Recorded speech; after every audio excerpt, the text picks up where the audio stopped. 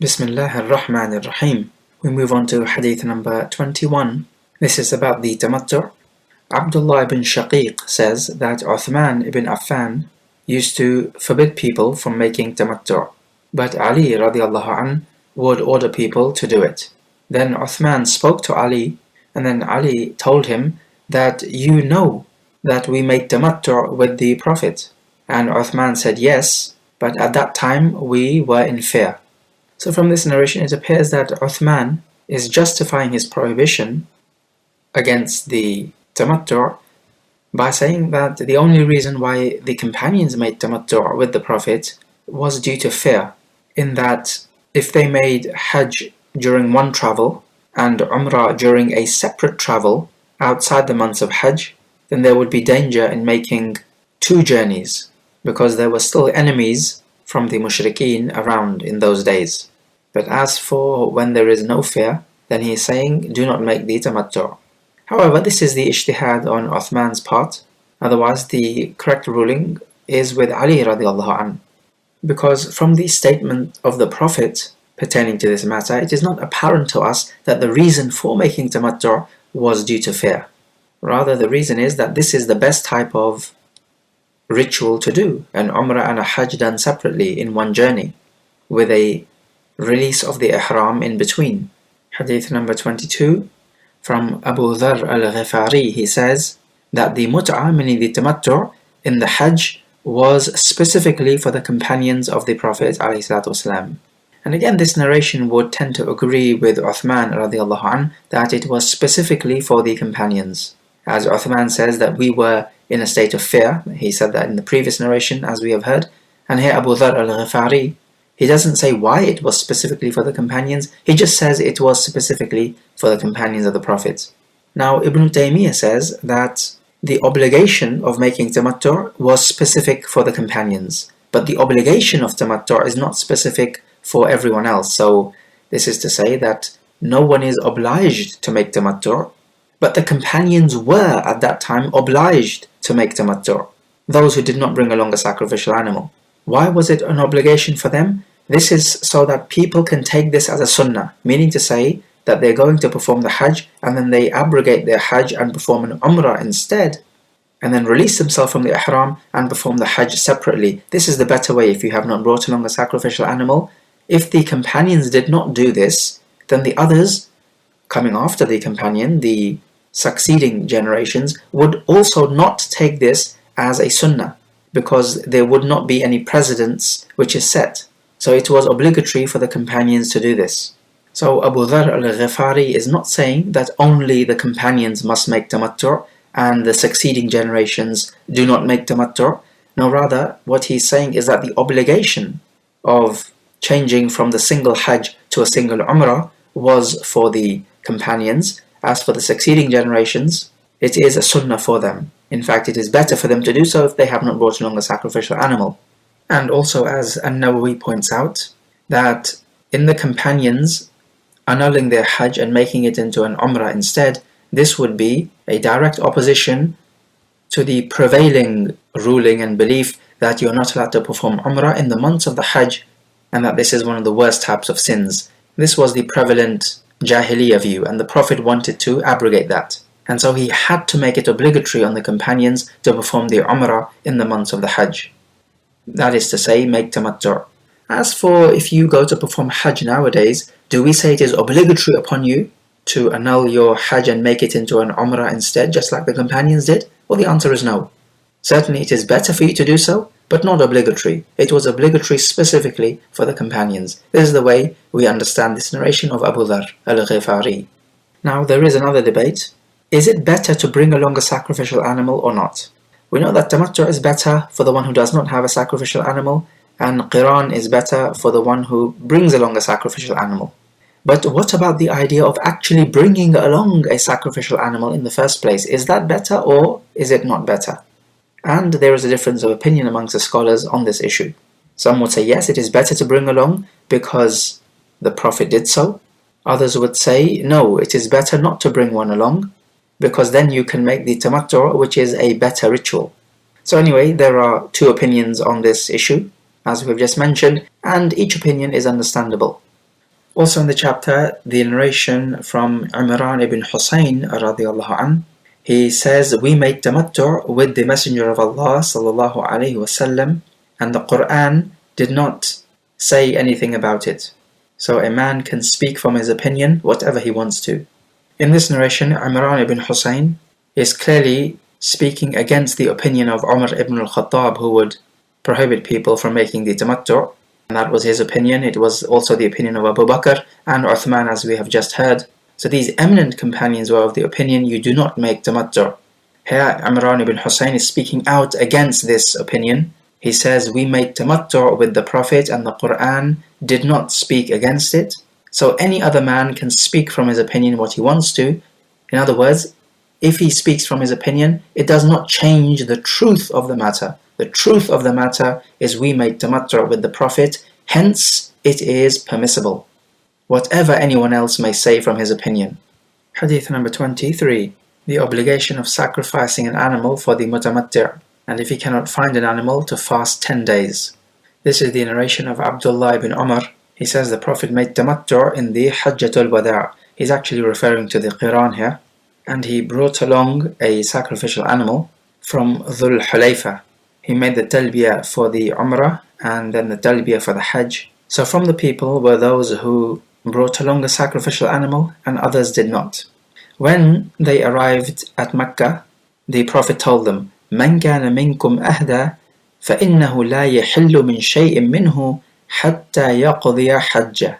Whoever has brought along an animal, then he cannot become halal from his ihram in aught until he completes his Hajj. وَمَنْ لَمْ يَكُنْ مِنْكُمْ أَهْدَى فَلْيَطُفْ بِالْبَيْتِ وَبِالصَّفَا وَالْمَرْوَةِ وَلْيُقَصِّرْ وَلْيَحْلِلْ.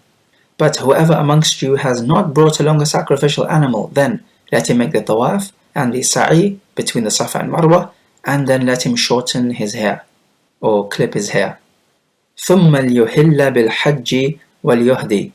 Then let him after that make the talbiyah or the ihlal for the Hajj and sacrifice an animal. فَمَنْ لَمْ يَجِدْ هَدْيًا فَلْيَصُمْ ثَلَاثَةَ أَيَّامٍ فِي الْحَجِّ وَسَبْعَةً إِذَا رَجَعَ إِلَى أَهْلِهِ. But whoever does not find a hadi from you, then let him fast 3 days in the Hajj and 7 when he returns to his family. And then the narration goes on to explain the rest of his Hajj. Let's just mention that. He says that the Prophet made the tawaf when he came to Mecca, the tawaf al-Qudum. He touched the black stone, the first thing which he did, and he lightly jogged the first 3 circuits and he walked the last 4. Then he prayed at the Maqam Ibrahim 2 rak'at, then he made the salam, then he went off to the As-Safa and Marwa and he made 7 circuits there. And he did not become halal from his ihram until he completed the Hajj and sacrificed his animal on the 10th, the Yawm al-Nahr. And then he made the Tawaf al-Ifadah and he became halal from his ihram. And those companions who brought along a sacrificial animal did the same as the Prophet did. So anyway, this narration agrees with what the Quran says. فَإِذَا أَمِنْتُمْ فَمَنْ تَمَتَّعَ بِالْعُمْرَةِ إِلَى الْحَجِّ فَمَا اسْتَيْسَرَ مِنَ الْهَدِيِّ فَمَنْ لَمْ يَجِدْ فَصِيَامُ 3 أيام في الحج و7 إذا رجعتم تلك 10 كاملة ذلك لمن لم يكن أهله حاضر المسجد الحرام واتقوا الله واعلموا أن الله شديد العقاب. This is ayah 197 in Surah Al-Baqarah. It's the long ayah pertaining to the Hajj, and it essentially says the same thing as this hadith is saying. Now he says you make 3 fasts in the days of Hajj. When do these days begin? Well, they can begin from the time you enter the ihram for the Umrah. So even if you made the Umrah in Shawwal, let's say, you can begin these 3 days in Shawwal from the time you make the ihram for the Umrah, because the Umrah has entered into the Hajj up till Yawm al-Qiyamah, as the Prophet said. However, it appears the companions made this 3 days fasting in the days of Tashriq, as Aisha says that the days of Tashriq were not allowed to be fasted except for the one who did not find a hadi. And it is better you do not fast the day of Arafah. There is a weak hadith which prohibits fasting on the day of Arafah for the one who is at Arafah.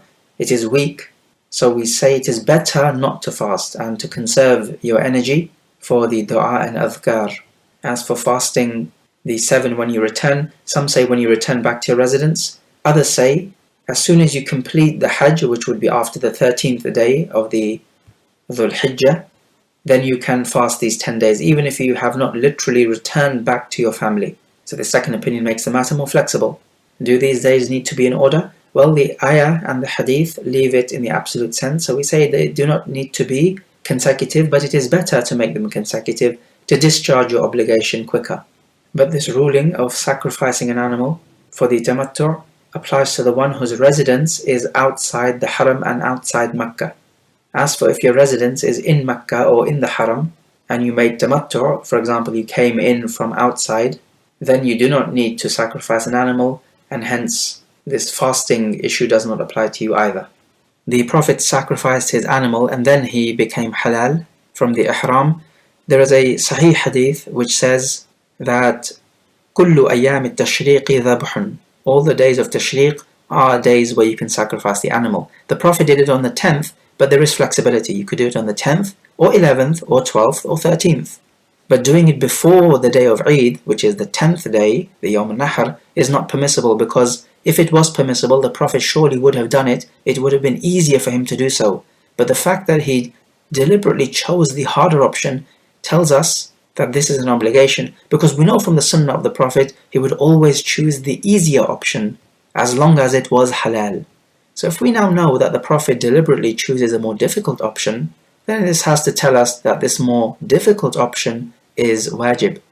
Hadith number 24. About the qarin, the one who makes the qiran, does not become halal from the ihram, except at the same time the mufrid does. The mufrid, of course, the one making the ifrad hajj. So from Hafsa radiallahu anha, she asked the Prophet, Ya Rasulullah, O Messenger of Allah, Ma sha'nu nasi hallu wa lam tahlil anta min umratik. What is the issue here that the people have released themselves from the ihram, but you have not done so from your umrah? And the Prophet replied to Hafsa, Inni labbattu ra'si wa qalladtu hadi fala ahillu hatta anhar. I have gelled my hair together and have put the necklace on my sacrificial animal, so I cannot release from the ihram until I have sacrificed the animal. The Prophet says that he has gelled his hair together so that it does not become disheveled and it keeps it compact and neat. He has put the necklace on the hadi, this as a mark to tell other people that this is a sacrificial animal, so do not touch it. They would put some sort of necklace around it. It could be anything on that ring, could even be a sandal. It is just to show that this is a sacrificial animal and it is sacred, so you're not allowed to take it. He says, I will not become halal from the ihram until I have sacrificed. So we find here that the qarin and the mufrid become halal at the same time. Their actions are the same. As for the mutamatti', he becomes halal from the ihram after he completes the umrah, the tawaf and the sa'i. Then he can shorten his hair. We would say if you have brought along a sacrificial animal, you should not shave the head until you have sacrificed the animal. This is what the Prophet did, and this is what the Quran appears to be telling us. وَلَا تَحْلِقُوا رُؤُوسَكُمْ حَتَّى يَبْلُغَ الْهَدْيُ مَحِلَّهُ. Do not shave your head until the sacrificial animal reaches its place of sacrifice, and of course the time of sacrifice. As for if you're making tamattu', you also need to sacrifice an animal, as we have mentioned before. But here now the order would not matter on the 10th. You could shave your head before you sacrifice the animal, or sacrifice the animal before you shave your head. The matter is flexible. So the one making tamattu', he releases himself from the ihram, the first tahallul, after he stones the jamrah and shaves the head. After that he can release himself from the ihram, the first tahallul, not the complete tahallul. So even if he has not sacrificed his animal for the tamattu', he still releases himself from the ihram of the first tahallul. As for the mufrid or the qarin, when he stones the jamratul aqba, then he should not shave his head until he first sacrifices the animal.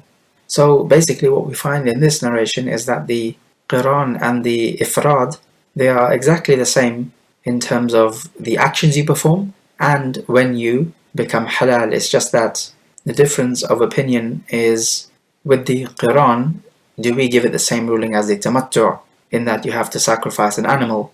Most scholars say that if you're making the qiran, then you treat it as a tamattu' and you have to sacrifice an animal, and you would fast 10 days if you cannot find a sacrificial animal. As for if you have brought along a sacrificial animal with you, then the matter is as the Prophet did it. You do not become halal until you have sacrificed the animal. Hadith 25, that you can release yourself from the ihram if you are detained from completing the Hajj or the Umrah. From Abdullah ibn Umar, he set out for the Umrah during the fitna time, and this was the time when Hajjaj ibn Yusuf was in power and he killed Abdullah ibn Zubayr. Ibn Umar said that if I am detained from going to the house, then we would do the same as we did with Allah's Messenger. So he entered the ihram for the Umrah and moved until he reached Al-Bayda, which is a place between Mecca and Medina. He turned towards his companions and he said, "There is the same command for both the Hajj and the Umrah, and I call you as my witness and say that I have made Hajj with the Umrah compulsory for me," meaning to say I'm performing the Qiran. And he proceeded until he came to the Kaaba. He made Tawaf and then between the Safa and Marwa 7 times, and he made no addition to it, and he thought that this would be sufficient for him, and he offered the sacrifice.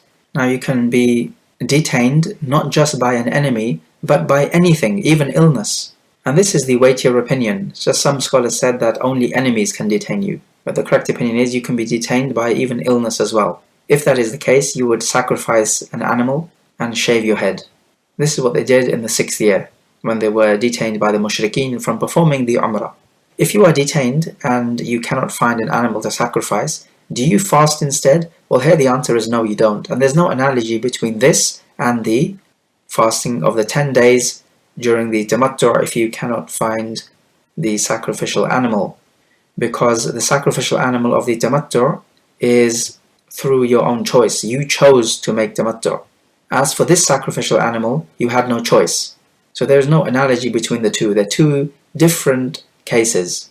And also at Hudaybiyah, many of the Sahaba could not find a sacrificial animal. The Prophet did not tell them to fast 10 days instead. So firstly, we can argue that the analogy between this and Tamattu' does not work. And then secondly, we can even argue from a textual evidence that the Prophet did not order those companions who did not find a sacrificial animal at the Treaty of Hudaybiyah to fast 10 days.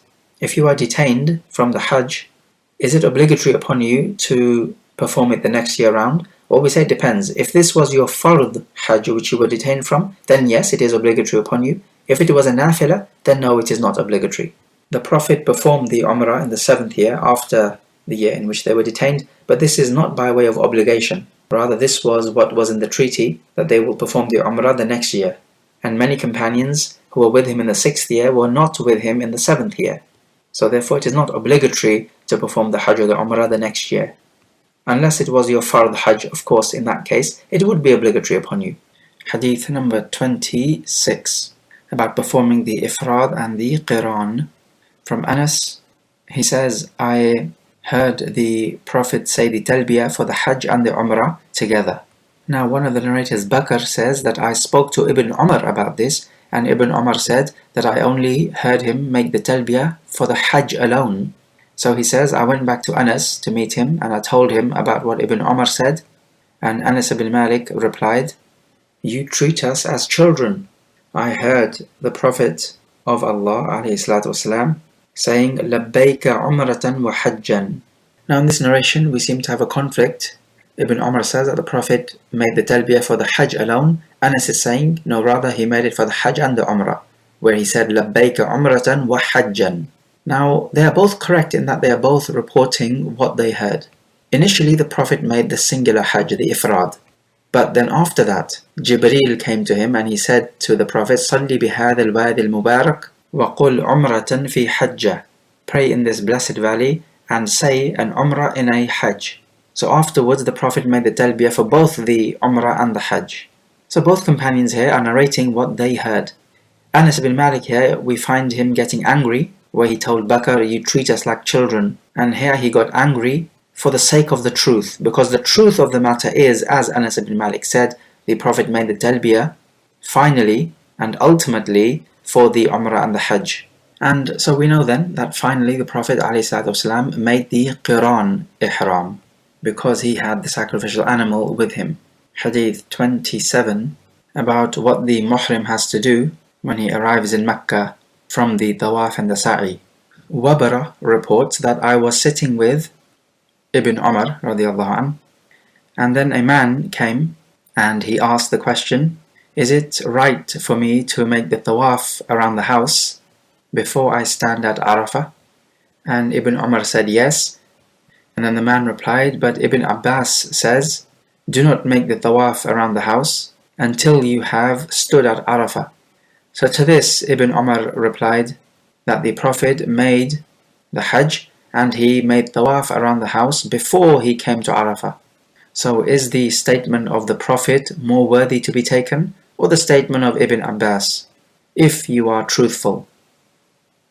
Yet another narration in which we find a difference of opinion amongst the Sahaba. In the previous narration, there was a difference of opinion as to what type of ihram the Prophet made, the difference there between Anas ibn Malik and Ibn Umar.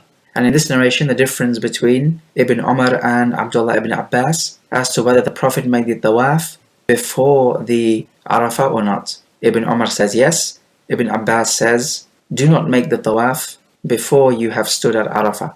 Who is correct here? The correct person is Ibn Umar. We know the Prophet, when he arrived at Mecca, he performed the tawaf al-qudum and then the sa'i after that, and then he went to Mina and to Arafah.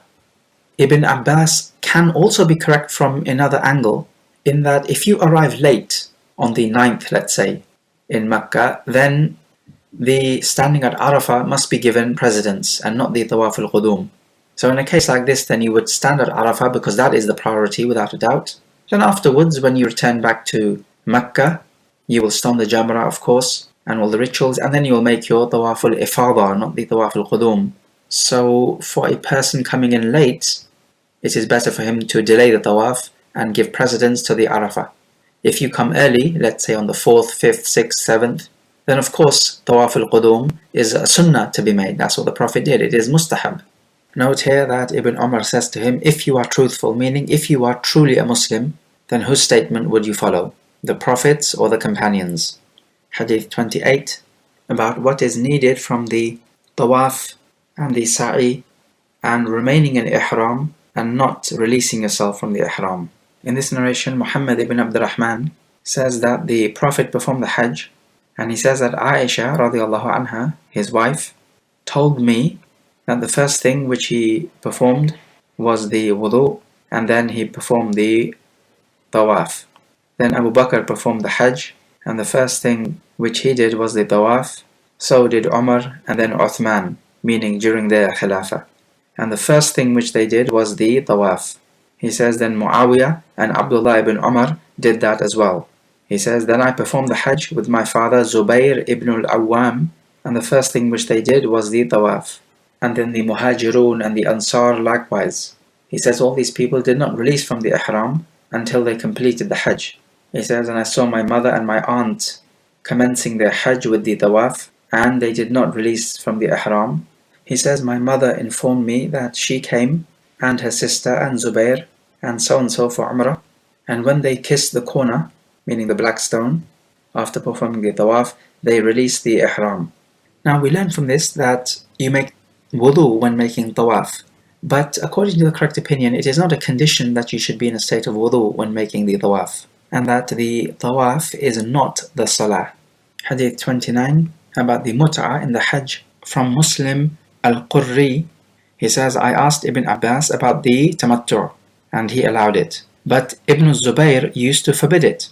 So Ibn Abbas told him, go and ask the mother of Ibn Zubayr.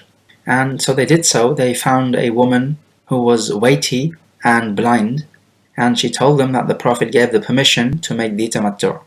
And here is just another evidence to say that at-tamattu' is permissible, and we have already known about the dispute amongst the companions as to whether tamattu' should be performed or not. Ibn Abbas, Abu Musa al-Ash'ari, and other companions were of the opinion that it should be performed. Many other eminent companions said it should not be performed. It was specific for them only when the Prophet commanded them. And as we know, Uthman radiallahu anh said they only performed it then with the Prophet because they were in fear. Hadith 30, permissibility of Umrah in the months of the Hajj. From Ibn Abbas, he says that the people used to think that performing the Umrah during the months of the Hajj was one of the most evil deeds. He says that the Prophet arrived at Mecca on the morning of the 4th, performing the Hajj, and he ordered the companions to make their Hajj into an Umrah, a separate Umrah. And this was difficult for them, so they asked what type of hill should it be, meaning what type of exiting of the Ihram should it be, because they found it weird to exit the Ihram before completing the Hajj, and the Prophet said, completely release yourself from the Ihram, meaning after the Umrah, the complete removal of the Ihram. So what this means to say is that everything is halal for you, as opposed to certain things only being halal for you. Anyway, yet another evidence that you make tamattu' and that performing the Umrah during the months of the Hajj is in fact permissible. Hadith 31, about putting the necklace on the hadi and the ish'ar. From Ibn Abbas radiyallahu anhuma, he says the Prophet prayed Dhuhr at Dhul Hulayfa, then he called for his camel and he made ish'ar on the right side of its hump, and blood began to pour out, and he tied 2 sandals around the neck of the camel as a necklace, and then he rode his riding animal. Then when he came up to a place called Al-Bayda, he made the ihlal or the talbiyah for the Hajj. Now, what is the ish'ar which he made to his sacrificial animal? This is when you would cut or slice the part of the hump. He did it on the right hand side with a spear or some sharp object, so the blood flows out. And this is like a mark or a branding, if you like, to show that this is a sacrificial animal, hence it is sacred, you're not allowed to take it. And the second sign, is to bind a necklace around it. He used sandals. Again, just to show that this is a sacrificial animal, it cannot be taken. So from this hadith we take the recommendation of making the taqleed and the ish'ar on the sacrificial animal which you bring along. And you will be performing in that case the qiran, because the qiran is the best ritual for the one who brings along the sacrificial animal. This is what the Prophet did. Some scholars said that the ish'ar is a type of mutilation, hence it is a wrong action and a bid'ah, but this narration clearly refutes that idea. If you're going to make the ish'ar, many scholars say do it on the right hump of the camel. Some other scholars said do it on the left hump, but this hadith clearly tells us that it was on the right hump. Now the other animals, the sheep for example, they don't have a hump, so the ish'ar doesn't really apply to it, but you can still put the necklace around it. And this would mark this animal as a sacrificial animal, so others would know. Notice also that Ibn Abbas says that the Prophet made talbiyah at Bayda. Other narrations tell us that he made talbiyah at Dhul Hulayfa when he mounted his riding animal, and other narrations tell us he made talbiyah in the masjid after the prayer. And everyone is reporting what they heard. Hadith 32, shortening the hair in the Umrah.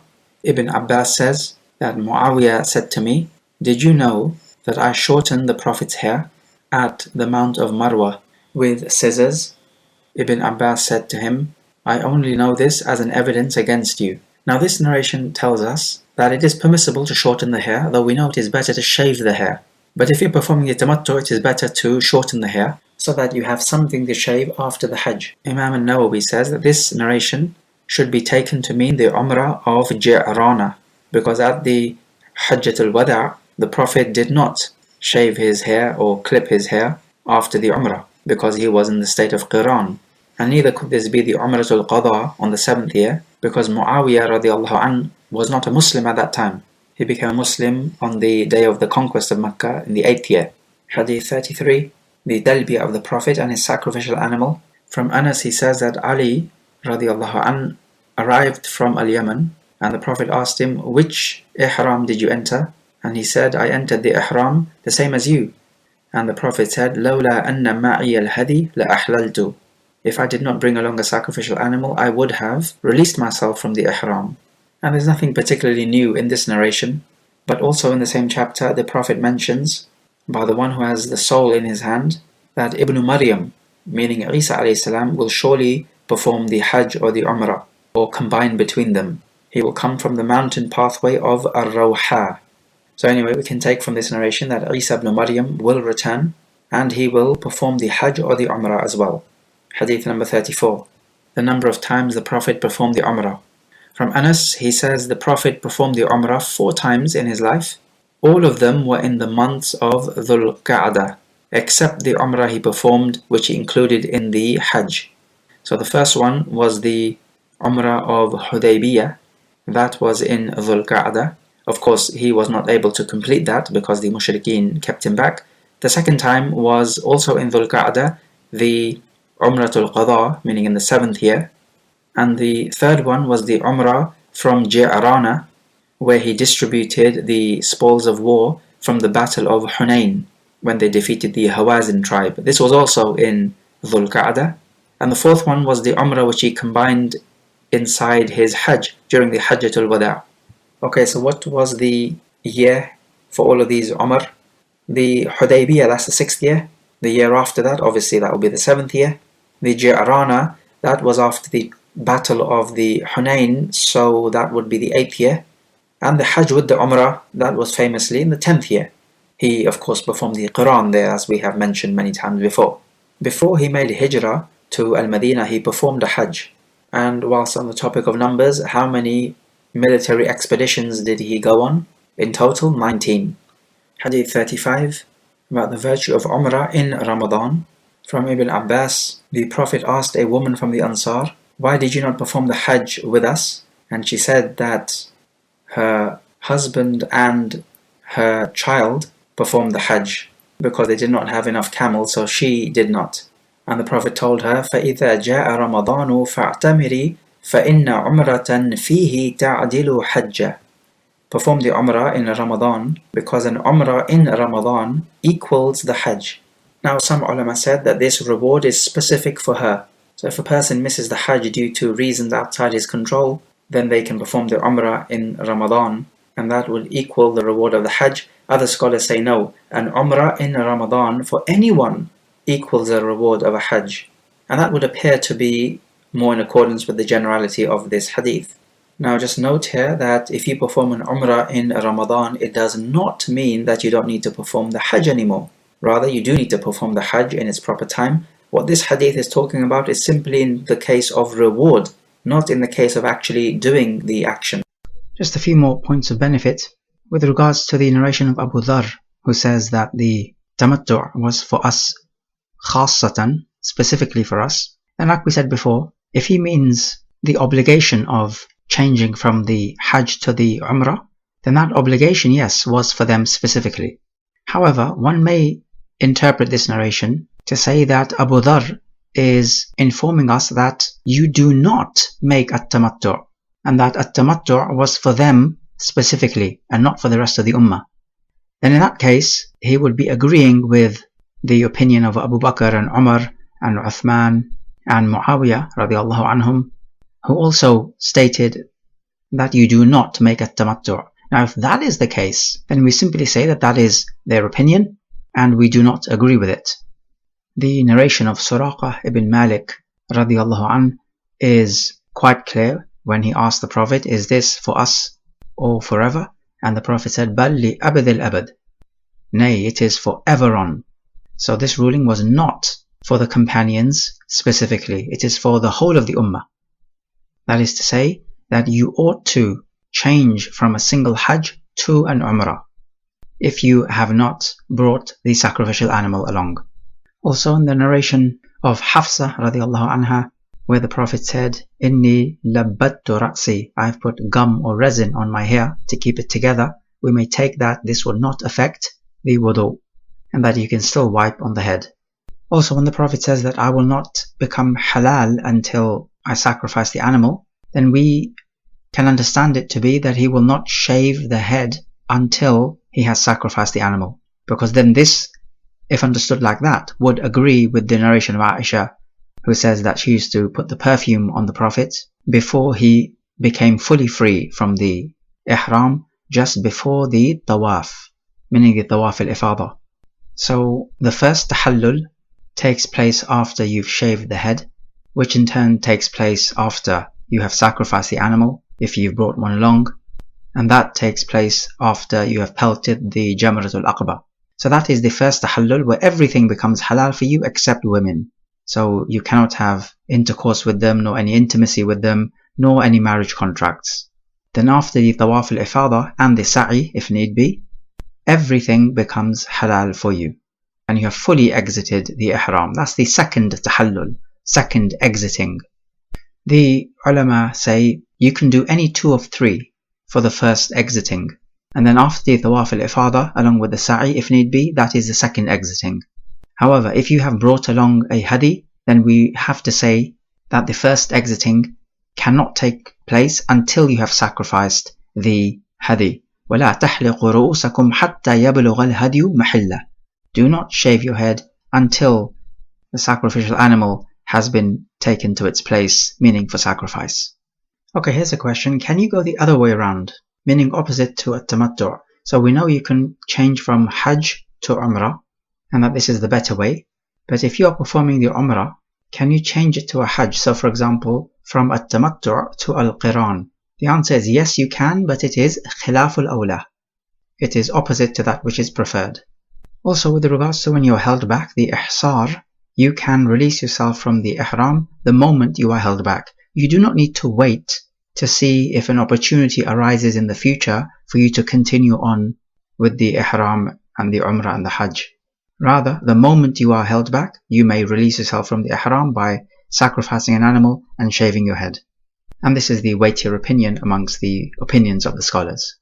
And with regards to Ibn Abbas radiallahu anh saying you do not make tawaf before standing at Arafah, then it is possible that he is referring to the one already in the haram, because the tawaf al-qudum is not made by the one already in the haram because he's not arriving at the haram. Qudum means arrival. So tawaf al-qudum is done by the one who comes from the haram into the haram from outside. So from that angle, the opinion of Ibn Abbas would make sense. Also with regards to the ish'ar, which we spoke about, Al-Hafidh ibn Hajar says that it can also be done to cows, but not to sheep because they're weaker and they have wool. As for the camels, it should be done on the right-hand side of their hump. Also in the narration of Ibn Abbas where Muawiyah told him that he cut the hair of the Prophet with a mishghas, which is the end of a spear, and Ibn Abbas saying that this is an evidence against you, it appears he thinks that Muawiyah is talking about the Hajjatul Wada', in which case it would be an evidence against Muawiyah because Muawiyah was against the tamattu'. But shaving or cutting the hair of the Prophet would make it into an umrah where you release yourself from the ihram. But Ibn Abbas is mistaken if that's what he's thinking, because what Muawiyah is speaking about is the umrah of Ji'rana, which we mentioned previously. Otherwise, we have mentioned that Muawiyah radiallahu anh was just like Umar, and he was against the tamattu'.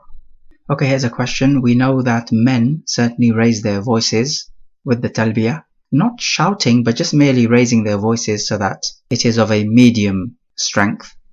But do women do the same thing? Many scholars would say no, they do not, because their voices would be an awrah. However, the evidence appears to be general. Jibreel alayhi salam told the Prophet to order his companions to raise the voices. The companions include women, and so one may argue, where is the evidence which excludes women from this rule? There does not appear to be any. So based on that, we may say that women can, just like men, raise their voices with the talbiyah, and that the voice of the woman is not awrah unless she makes it alluring. And also the last narration about the Umrah in Ramadan tells us that Ramadan is a virtuous month, and that an Umrah in that month is actually magnified, and it is more virtuous than an Umrah in any other month, apart from the tamattu' during the months of the Hajj, of course. Okay, let's take some review questions. So question number 1, is the Hajj at-tamattu' obligatory for everyone, even in this day and age? Explain your answer and why it was obligatory for the companions. Question number 2, if you are detained from entering the Haram and performing the Hajj or the Umrah, then what should be done? There are 2 actions. Question number 3, is it better to shorten the hair or shave the hair off completely? Give the detail to this answer with regards to the Umrah and the Hajj.